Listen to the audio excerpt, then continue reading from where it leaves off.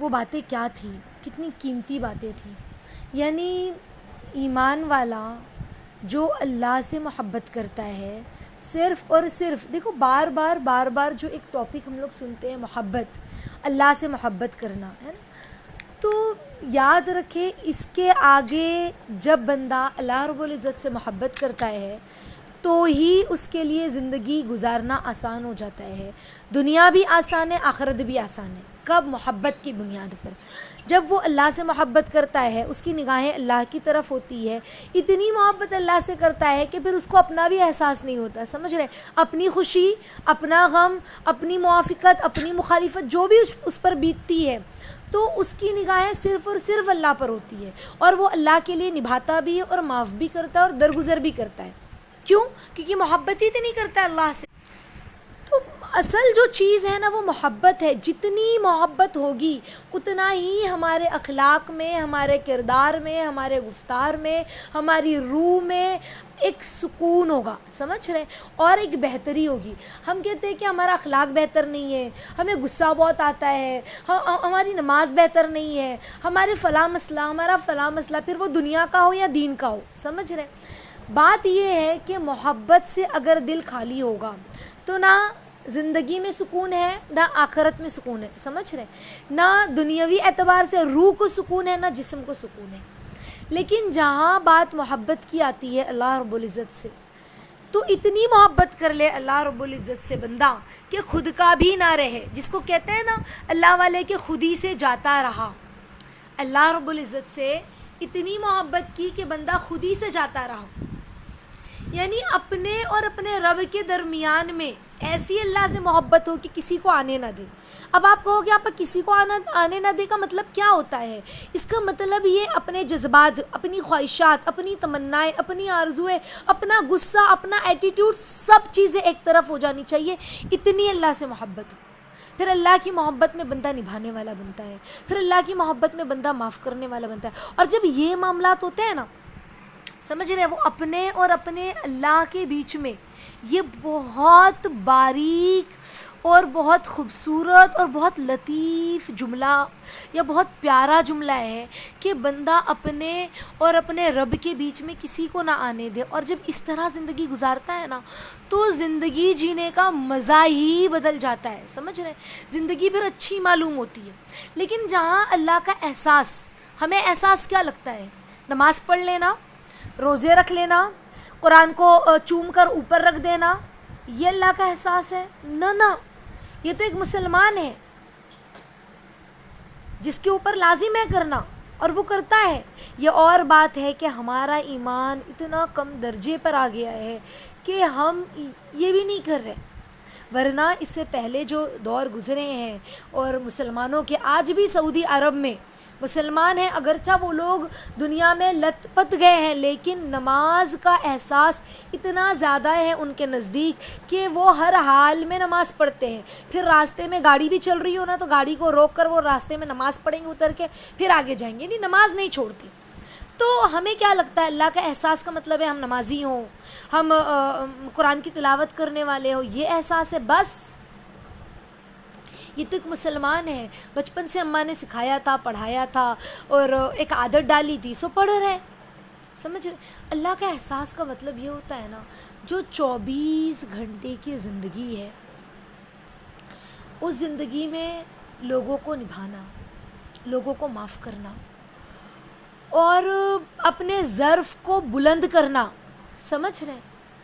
جتنا زیادہ بندے کے اندر ہوگا نا اتنا زیادہ وہ بھی سکون میں ہوگا. اور کیوں سکون میں ہوگا؟ دیکھو، ایک انسان ہوتا ہے جو سکون میں نہیں ہے. کیوں؟ کیونکہ سامنے والے نے اس کے ساتھ بے ایمانی کی، سامنے والے نے اس کا دل دکھایا، سامنے والے نے اسے برا بھلا کہا، جو بھی ایکس وائی زیڈ مسئلہ ہے. سمجھ رہے ہیں؟ تو اسی لیے وہ سکون میں نہیں ہے اور وہ برا بھلا کہہ رہا ہے، وہ چڑچڑا ہو رہا ہے. سمجھ رہے ہیں؟ لیکن اس کے برعکس انسان کے پاس اگر اللہ کا احساس ہے، اگر اللہ کی محبت ہے، آ رہی ہے بات سمجھ میں، تو پھر معاف کرنے میں بھی مزہ آتا ہے. کیوں؟ اس کی نگاہیں اللہ کی طرف ہے. آپ ہیں نا میرے ساتھ تو بس کافی ہے. سمجھ رہے؟ درگزر کرنے میں بھی مزہ آتا ہے. آپ ہیں نا میرے ساتھ تو کافی ہے. دیکھیں نا اہل اللہ کو، ان کی زندگیوں کو دیکھیں. امام کیا کہتے ہیں، حضرت حسن بصری رحمۃ اللہ علیہ اپنے زمانے کے تابعی ہیں. تابعی کسے کہتے ہیں؟ جنہوں نے صحابہ کو دیکھا. کتابوں میں آتا حسن بصری رحمۃ اللہ علیہ کے بارے میں حضرت علی رضی اللہ تعالیٰ عنہ کی صحبت بھی پائی تھی. سمجھ رہے؟ کسی نے ان کے سامنے آ کر کہا کہ فلاں آپ کو برا بھلا کہتا ہے، تو انہوں نے ایک ٹوکری بھجوا دی. سمجھ رہے کہ یہ ان کو میری طرف سے لے جا کے دے دینا اور ہدیہ دینا. خوشی خوشی کھجور کی ٹوکری بھجوائی ہے بخوشی. کیوں؟ او ہو، نیکیاں تو جمع نہیں ہو پا رہی ہے، اسی بہانے کوئی نیکی مل گئی. میں جو نماز پڑھ رہا ہوں، میں جو عبادت کر رہا ہوں، اس عبادت کی گارنٹی نہیں ہے نا قبول ہوئی نہیں ہوئی، لیکن سامنے والے نے جو مجھے نیکیاں دی ہے یہ تو قبول ہے نا. جب ہم کسی کی غیبت کرتے ہیں، کسی کو برا بھلا کہتے ہیں، تو ہم نے اپنی 10 نیکی اس کو دی، تو وہ نیکی 100% ہمارے کھاتے میں آ گئی. آ رہی ہے بات سمجھ میں؟ تو یہ اصل ہے، یہ اصل ہے.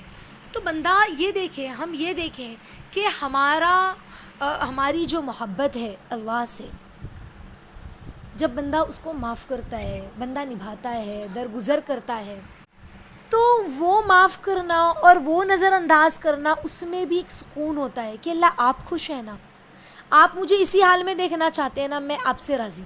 سمجھ رہے؟ یعنی غم میں، خوشی میں، موافقت میں، مخالفت میں، ہر چیز میں راضی. سمجھ رہے؟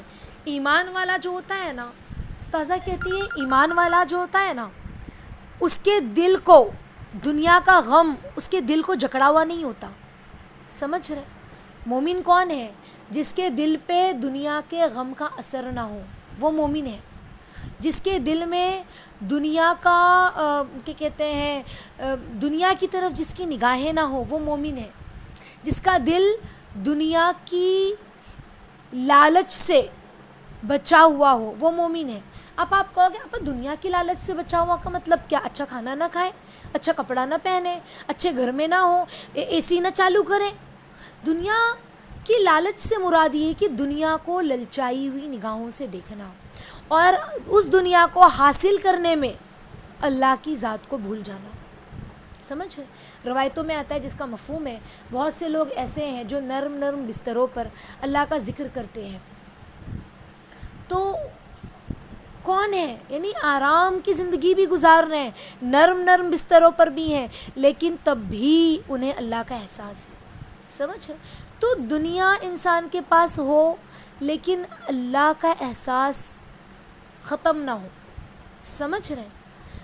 تو یہ اصل ہے. اور جب یہ چیز ہوگی نا، تو خاص طور پر ہم عورتیں، ہماری زندگی، چونکہ عورت جو ہے نا وہ بہت جلدی اپنے دل میں کینہ، حسد، جلن، لوگوں کے لیے برائی اور بدگمانی. اب تو خیر مردوں کا بھی کوئی کہنا نہیں بدگمانی کے معاملے میں، لیکن عورتوں کے اندر یہ صفت بہت زیادہ ہوتی ہے. سمجھ رہے؟ لوگوں سے بدگمان ہونا، لوگوں کے بارے میں خیالات بن لینا، فلاں نے ایسا کیا ہوگا تو ایسا ہوا ہوگا، ایسا کیا ہوگا تو ایسا ہوا ہوگا. تو یہ ساری چیزیں ہم میں بہت ہوتی ہے، عورتوں میں. اسی لیے اگر ہمارے اندر یہ چیز آ گئی نا، اللہ کی اصل محبت صداقت کے ساتھ، میں کہوں محبت، آپ کہو آپا محبت تو ہمیں ہے، ہم تو بہت پیار کرتے ہیں آپا اللہ پاک سے، اسی لیے تو ٹھنڈی کی راتوں میں اٹھ کے بھی نماز پڑھتے ہیں، اپنی نیند قربان کر کے بھی ہم نماز نہیں چھوڑ سکتے، اتنا ہم اللہ سے پیار کرتے ہیں. تو اللہ سے پیار کرنے کا مطلب بس یہ نہیں ہے کہ نماز کو پڑھنا، اتنا کافی نہیں ہے. ایک بچہ کہے میں اپنی اماں سے بہت پیار کرتا ہوں، سمجھ رہے، اور وہ باہر جائے، کوئی لڑکا اس کے ماں باپ کے خلاف کچھ کہے تو وہ اس کا گریبان پکڑے لے. سمجھ رہے کہ خبردار میری ماں کو کچھ نہ کہنا. لیکن جب وہ گھر آئے تو اپنی ماں باپ کے سامنے بدزبانی کرے، بد اخلاقی سے پیش آئے، تو ماں کیا کہے گی؟ مجھے تیری محبت کی ضرورت ہے ہی نہیں، ایسی محبت جس سے تو لوگوں سے میرے لیے لڑے اور میرے پاس آ کر گھر میں تو مجھی سے لڑے، میرا دل دکھائے، تو مجھے تو ایسی محبت کی ضرورت نہیں ہے. سمجھ رہے؟ تو ہماری محبت کی مثال کچھ ایسی ہے کہ ہم نے نمازیں تو پڑھی اور ہمیں لگا ہم نے اللہ سے محبت کر لی، لیکن نہ، اللہ کے نبی فرماتے ہیں صلی اللہ علیہ وسلم، قیامت کے قریب بہت سے لوگ ایسے ہوں گے جو احد پہاڑ کے برابر نیکی لے کر آئیں گے. کتنی نیکی؟ احد پہاڑ کے برابر، مدینے کا سب سے بڑا پہاڑ. اور اس کے سامنے لوگ آئیں گے سوال کرنے والے، یا اللہ اس نے مجھے گالی دی تھی، یا اللہ اس نے مجھے برا بھلا کہا تھا، یا اللہ اس نے میرا حق مارا تھا، یا اللہ یہ ہوا تھا یہ ہوا تھا. اللہ ساری نیکیاں ایک ایک کر کے اس کو دے دیں گے. اب جو شخص نیکی کا انبار لے کر آیا تھا پہاڑ بھر کے، ختم، ساری نیکیاں ختم. اب اور لوگ حاضر ہیں، یا اللہ اس نے میرے ساتھ بھی اچھا سلوک کوئی نہیں کیا، رشتہ داری کو نہیں دیکھا، اس نے رشتہ داری کا حق ادا نہ کیا رشتے کا. تو اللہ فرمائیں گے ٹھیک ہے، تیرے گناہ، اس کے پاس اب کوئی نیکیاں تو بچی نہیں ہیں، لیکن تیرے گناہ ہے نا وہ اس کے اوپر دے دے. تو اللہ اس کا گناہ لے کر اس کے سر پر ڈال دیں گے، اور یہ شخص گناہوں کے بوجھ سے اتنا دب جائے گا کہ اللہ فرمائیں گے اسے گھسیٹتے ہوئے جہنم میں لے جاؤ. آ رہی بات سمجھ؟ تو ہمارے دل میں، جب بتانے کا مقصد یہ ہے ساتھیوں کہ جب ہمارے دل میں اللہ کی محبت اور اس کا احساس ہوگا تو پھر ہم عورتوں کی زندگی، لوگوں کو معاف کرنا، نظر انداز کرنا، درگزر کرنا، کسی کی بیٹی کے بارے میں یا کسی کے بیٹے کے بارے میں غلط بیانی نہ کرنا، کسی کی بیٹی کے بارے میں پیٹھ پیچھے بات نہ کرنا. ہوتا ہے نا، عدالتیں قائم کر کے بیٹھ جاتے اپنے گھروں میں. اللہ تعالیٰ ہم سب کو ہدایت عطا فرمائے اور اس بڑے گناہ سے ہماری حفاظت فرمائے. لوگوں کے بارے میں بدگمانیاں کرنا، لوگوں کو برا بھلا کہنا. اور چونکہ ہم ایک گھر میں ہوتے ہیں، بسا اوقات گھر میں دیورانی ہے، جٹھانی ہے، خاندان میں ننند ہے، بھابھی ہے، ساس ہے، بہو ہے، بہنیں ہیں، پھوپھیاں ہیں، چاچی ہے، تو ان کے بارے میں ایک دم سے بدگمان ہو جانا اور بدگمان ہو کر ان کو چھوڑ دینا، یا پھر ان کے برے وقت میں یا اچھے وقت میں ان کے کام نہ آنا. سمجھ رہے ہیں؟ اللہ کے نبی صلی اللہ علیہ وسلم کی حدیث آج ہی میری نظروں سے گزری کہ اللہ کے نبی، اور پھر حالانکہ حدیث کئی بار پڑھی میں نے، لیکن آج دوبارہ جب گزری تو تازی ہو گئی کہ اللہ کے نبی صلی اللہ علیہ وسلم فرماتے ہیں کہ اگر تم اپنے رزق میں برکت چاہتے ہو اور اپنے عمر میں اضافہ چاہتے ہو تو اپنے والدین کے ساتھ حسن سلوک کرو اور اپنے رشتہ داروں کے حقوق کو ادا کرو. سمجھ رہے ہیں؟ تو رشتہ دار کون؟ جن کے ساتھ ہم اچھے سے پیش آتے ہیں، بس وہ، بلکہ وہ سارے لوگ جو ہمارے خاندان سے، ہمارے اعتراف میں جڑے ہوئے ہیں. سمجھ رہے ہیں؟ صرف ایک دو رشتہ دار نہیں، سارے. تو یہ سب کب ہوگا؟ کب ہوگا؟ جب ہم لوگوں کو معاف کرنے والے بنیں گے، نبھانے والے بنیں گے. میں نے استاذہ کو دیکھا ہے، بہت سارے حالات آئے اور ایسے حالات تھے، وہ ایسی باتیں تھیں، ایسے الزامات تھے، اکثر لوگوں نے الٹا سیدھا کہا اور برے برے الزامات لگائے، حالانکہ زندگی ہمارے سامنے ہے استاذہ کی کھلی کتاب کی طرح. تو لیکن جن لوگوں نے، جن خواتین نے استاذہ کے بارے میں اتنے غلط جملے استعمال کیے کہ مجھے ایسا لگتا ہے کہ اگر ان کی جگہ کوئی اور ہوتا تو شاید خودکشی کر لیا ہوتا. ایسے جملے تھے ان کی عزت، ان کی شان میں، ان کی عزت میں، ان کو نیچا گرانے کے لیے، ان کو ڈیگریڈ کرنے کے لیے. لیکن اس کے باوجود ان کی نگاہیں بس اللہ پر لگی رہی، اور وہ ہمیشہ، یعنی اگر ہمیں کوئی کچھ کہہ دے برا بھلا تو ہم تو اس کے خاندان کو پلٹ دیتے، دوسرا فون پر بات کر کر کے ہم اس کو بھی بتائیں گے، اس کو بھی بتائیں گے، اس کو بھی بتائیں گے. لیکن ہم نے استاذہ کو دیکھا کہ وہ ویسے ہی جیسے وہ اللہ کی محبت بیان کرتی تھی، جیسے وہ اللہ اس کے رسول کا درس دیتی تھی، جس درد کے ساتھ، جس غم کے ساتھ، بس یہی چیزیں ان کی زندگی میں تھی. یعنی اگر ہم نے چاہا بھی کہ ان کے بارے میں کوئی بات کریں کہ یہ کیسی بات تھی، تو استاذہ نے ہمیں خاموش کر دیا کہ بیٹا جانے دو، وہ لوگ میرے محسن ہیں، ان کے بارے میں بات نہ کرو، وہ تو مجھے مزید اللہ کے قریب لے جانے والے بنے. بس اتنا ہی، اس سے زیادہ کچھ نہیں. یعنی آپ سوچ سکتے ہو کہ ایمان والا کیسا ہوتا ہے اور ایک ایمان والے کو کیسا ہونا چاہیے، ہے نا. تو استاذہ کی زندگی دیکھی نا تو سمجھ میں آیا کہ اللہ کے نبی صلی اللہ علیہ وسلم کا جو طریقہ ہے وہ کس طرح ہم اپنے اندر لا سکتے ہیں. سمجھ رہے؟ لوگوں کو معاف کرنا، نبھانا، درگزر کرنا. اور یہی تو ہمارا رب ہمیں سکھاتا ہے. اور اللہ کی قسم، جب بندے کے اندر یہ ساری چیزیں آئے گی نا تو دنیا اور آخرت دونوں میں اللہ رب العزت اس کو کامیابی اور سرخروئی عطا فرمائیں گے. اور ہمارے نبی نے ہمیں اسی چیز کا تو درس دیا نا. تاریخ کو کھول کے دیکھ لیں ہمارے نبی کے ساتھ کیا ہوا. یعنی طائف کا جو واقعہ ہے وہ کیسا واقعہ، درد بھرا واقعہ. کیا اللہ، ہمارے نبی فرماتے جتنا میری امت نے مجھے طائف میں تکلیف دی اتنا کبھی تکلیف نہیں دی. اس کے باوجود ہماری نبی کی زبان سے کیا نکل رہی ہے؟ دعا نکل رہی ہے. بس دعائیہ کلمات نہیں نکلے، دعا نکلی. حالانکہ اللہ رب العزت نے فرمایا کہ یا اللہ، یا نبی اللہ، فرشتے آئے اللہ رب العزت کے حکم سے کہ آپ کہیں تو طائف کے دونوں پہاڑوں کو ملا کے دبا دیں، یہ مر جائیں اندر بیچ میں. لیکن اللہ کے نبی صلی اللہ علیہ وسلم نے کیا کہا کہ یہ ایمان نہ لائے تو ان کی نسلیں ایمان لائیں گی. اور پھر دیکھیں محمد بن قاسم جو سندھ میں آئے، ہندوستان اور پاکستان، بنگلہ دیش سب ایک ہی ملک تھا پہلے، سندھ ہندوستان کا حصہ تھا.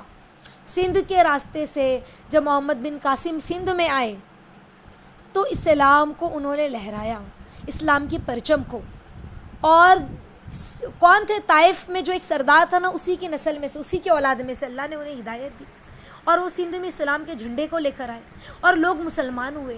تو پتہ نہیں آج ہم اور آپ جو مسلمان ہیں وہ اللہ کے نبی کی دعا کا صدقہ تو ہے، اللہ کے نبی کی دعاؤں کی برکتیں تو ہے. اب آپ اور میں کہیں کہ وہ اللہ کے نبی تھے، ہمارے اندر اتنا ظرف نہیں ہے کہ ہم برداشت کر سکیں، ہم نبھا سکیں، ہمارے اندر اتنی استطاعت اور طاقت نہیں ہے. تو نبی کی زندگی اللہ نے دی کیوں ہے ہمیں؟ اسی لیے تو دی ہے کہ تمہیں اپنے اندر وہ ظرف پیدا کرنا ہے، تمہیں اپنے نبی کو دیکھ کر چلنا ہے، تمہیں اس طرح بننا ہے، اپنے آپ کو بنانا ہوگا، نبھانا ہوگا، دل پر پتھر رکھ کر اللہ اس کے رسول کی محبت میں آگے بڑھنا ہوگا. آ رہی بات سمجھ میں؟ تبھی تو دیکھیں نا صحابہ نے کیا کیا. حضرت علی رضی اللہ تعالیٰ عنہ کا معاملہ نہیں دیکھا؟ دشمن کے سینے پر بیٹھ گئے حضرت علی میدان جنگ میں، قریب تھا کہ اس کی گردن پر جو ہے اس کی گردن کاٹ دیتے، اس کو قابو میں کر لیا. اتنا پہلوان ہے نا، تاریخ میں آتا ہے بہت پہلوان انسان تھا وہ. اس کے سینے پر چڑھ کر بیٹھ گئے، اسے پچھاڑ دیا اور قریب تھا کہ اس کی گردن کاٹ دیتے، لیکن اس نے اس سے پہلے ان کے اوپر تھوک دیا غصے میں. تو حضرت علی رضی اللہ تعالیٰ عنہ کو کتنا غصہ آیا ہوگا. کیا کیا جانتے ہو؟ چھوڑ کر اٹھ گئے. کہا کہ اب تک تجھے مار رہا تھا، اللہ کے لیے مار رہا تھا، جنگ میں حجت قائم ہو گئی تھی، لیکن تو نے مجھ پر تھوکا تو مجھے غصہ اور جلال آ گیا، جی چاہ کے فوراً تیرے گردن پہ چھری گھما دوں، کھنجر تیری گردن کے پار کر دوں.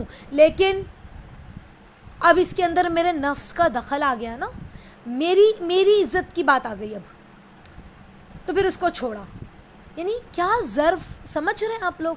تو ہمیں اپنے آپ کو ویسا بنانا. اور یہ بنے گا کیسے؟ جیسے کہ شروع میں نے کہا، محبت اتنی ضروری چیز ہے، اتنی ضروری چیز ہے کہ یہ نفرتوں ختم کر دیتی ہے. استاذہ کہتی ہے ایسے بن جاؤ بیٹا کہ دشمنی کروں کس سے گر دشمن بھی ہو میرا، محبت نے جگہ چھوڑی نہیں دل میں عداوت کی، ایسے بن جاؤ. تو انشاءاللہ ہم اس سبق کو ہے نا، دیکھو آج اس کی اتنی ضرورت ہے وقت حاضر میں.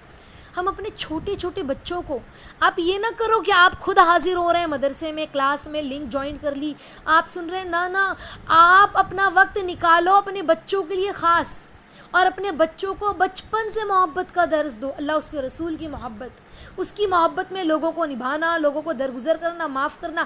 آج ہم نے اپنے بچوں کو محبت کا درس نہیں دیا اللہ اس کے رسول کی، تبھی آج لوگ شکایت کرتے آپا میرا بچہ بہت بدتمیز ہے، نافرمان ہے، بہت شرارتی ہے، ایک بات نہیں سنتا. سمجھ رہے کیوں؟ ہمارا کیا ہے جو ہمارے سامنے آیا ہے. ہم نے اپنے بچوں کو اللہ اس کا رسول نہیں بتلایا، ہم نے نہیں بتایا کہ اللہ اس کے رسول کس چیز سے راضی ہے، کس چیز سے ناراض ہے. تو آج جن لوگوں نے یہ کام نہیں کیا، بلکہ آج اور ابھی سے ہم اپنے بچوں کو، بھلے وہ 12 سال کے ہو یا 20 سال کے، ان کو پیار اور محبت سے ان کے سامنے ریکویسٹ کریں، غصے سے نہیں. کیونکہ ظاہر سی بات ہے بچہ 10 سال کا، آج کا بچہ تو میں تو کہتی ہوں 8 سال کا بھی ہو گیا ہے نا، تو ہم اس کے سامنے ضد سے بات نہیں کر سکتے، اپنی نہیں چلا سکتے. ماحول ایسا ہے، پیار سے، محبت سے، سر پر ہاتھ پھیر کر ان سے ریکویسٹ کریں بیٹا 5 منٹ بیٹھ جاؤ، اور 5 منٹ آپ نے جو سنا ہے، جو آپ تعلیم میں سنتے ہیں وہ ان کو سناؤ، تاکہ ان کے دلوں میں اللہ اس کے رسول کی محبت آ جائے. صرف اتنی محبت نہیں کہ کوئی اللہ اس کے رسول کے بارے میں کچھ کہے تو گھر تلواریں نکال لے، بس اتنا کافی نہیں ہے کہ تسبیح گر جائے تو چوم لے آنکھوں سے لگا کر، بس اتنا کافی نہیں ہے کہ قبلے کی طرف پیر کر کے نہ بیٹھے میرا بیٹا، اتنا ادب کافی نہیں ہے. اس سے اوپر لانا ہے، صحابہ والی زندگی، انبیاء والی زندگی، ان کو سکھانا ہے کہ صرف اتنا ادب کافی نہیں ہے. ادب تو 24 گھنٹہ ہے، اللہ اس کے رسول کی محبت میں 24 گھنٹہ بندہ ادب میں رہے، کہ ہر وہ کام جو اللہ اس کے رسول کے خلاف ہے اس سے ہمیں بچنا ہے انشاءاللہ، ہر وہ حرام کام جس سے اللہ اس کے رسول ناراض ہوتے ہیں. تو ہم اپنے بچوں کو آج سے ابھی سے پیار محبت کے ساتھ ان کے سروں پر ہاتھ پھیر کر ان کے آگے ہاتھ جوڑ کر ریکویسٹ کریں اور ان کو لے کر بیٹھے 5 منٹ ان کو تعلیم دیں محبت کی، اللہ اس کے رسول کی محبت کی، تاکہ وہ ان کے دلوں کے اندر وہ نقش ہو جائے قیامت آنے سے پہلے پہلے، دجالیت کا فتنہ ان کے دلوں کو گھیر لے اس سے پہلے پہلے ہم اپنے بچوں کے، اپنے خاندان کے، اپنے نسلوں کے دلوں میں ایمان کی شمع روشن کر کے جائیں۔ صرف کلمہ پڑھ لینا، حافظ جی کے پاس بٹھا کر پانی پینے کی سنتیں اور سونے کی دعائیں اور اٹھنے کی دعائیں اور بیت الخلاء میں جانے کی دعائیں سکھانا کافی نہیں ہے، اس کے آگے ہمیں بڑھنا ہے، اور ہم وہ مائیں بنیں جس ماں کا گود بچوں کا پہلا مدرسہ ہے۔ ہم وہ مدرسہ دیں اپنے بچوں کو، جو مدرسہ ہر زمانے میں اللہ کے پیاروں نے اپنے بچوں کو دیا۔ انشاءاللہ ہم وہ مائیں بنیں، ہے نا، جن کی گود سے حضرت امام بخاری جیسے پیدا ہوئے، ہاں، جن کی گود سے ٹیپو سلطان جیسے پیدا ہوئے۔ ہم وہ مائیں بنیں انشاءاللہ۔ اللہ رب العزت ہم سب کو کہنے سننے سے زیادہ عمل کی توفیق